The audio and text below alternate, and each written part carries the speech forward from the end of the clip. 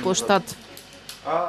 Децата секојдневно се жртви на најразлични форми на насилство и злоупотреба. Од невладината меѓаши апелираат наместо отворање дневни центри, надлежните институции да обрнат поголемо внимание на образовниот процес на децата. Не треба да се заборават ниту оние со посебни потреби. Училиштата не се соодветно адаптирани, а недостасуваат и дефектолози кои ќе работат со оваа категорија деца.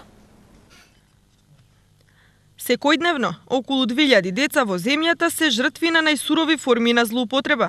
1500 од нив се исклучени од образовниот процес и воопшто не се регистрирани во матичната книга на родените. Тие се потенцијални жртви на детска проституција, трговија со органи, злоупотреба на детскиот труд, предупредува првиот човек на Меѓаши, Драги Змијанац. На надлежните им порача дека решението на проблемот не е во отворање дневни центри, туку во образованието, кое треба да биде бесплатно и да започне уште во предучилишна возраст. Без нивно вклучување во градинка на време не може да се реши овој децениски проблем со злоупотреба на детскиот труд. Замислете дека според нашите сознанија од посета на 20 општини уфатеноста на деца во предучилишно воспитание од 9 до 15% од предучилишната возраст на децата. Тоа е многу сериозен проблем. Уште еднаш ги повика властите да ја преиспитаат казнената политика за педофилите. Погрешно е, вели, враќањето на детето жртва во домашната средина каде било злоставувано, како и негово соочување со сторителот. Секој осомничен од страна на детето или некој близок, сторителот на ова тешко кривично дело да биде во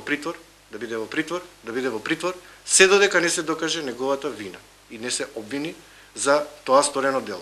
Има случаи кога сторителите на овие кривични дела се на слобода и вршат притисок над детето жртва. Загрозена категорија се и децата со посебни потреби. Алармира невладината, отворете ги прозорците.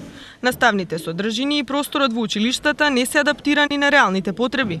Најголемиот дел од училиштата немаат ниту пристапни рампи, а не пак дефектолози и соодветни програми за едукација. Се поставува прашањето колку компјутерот за секое дете навистина е компјутер за секое дете. Голем дел од децата со посебни образовни потреби немаат пристап до информациите и знаењата кои што ги нуди информатичката технологија, затоа што не секогаш стандардните компјутерски уреди, стандардниот компјутер може да излезе во пресрет на нивните потреби и на нивните можности. Невладиниот сектор ги повика и сите мобилни оператори да овозможат бесплатно користење на телефонската линија за пријавување злоупотреби и насилство врз децата. Побара линијата да биде отворена 24 часа. Земјотресот јачина од 6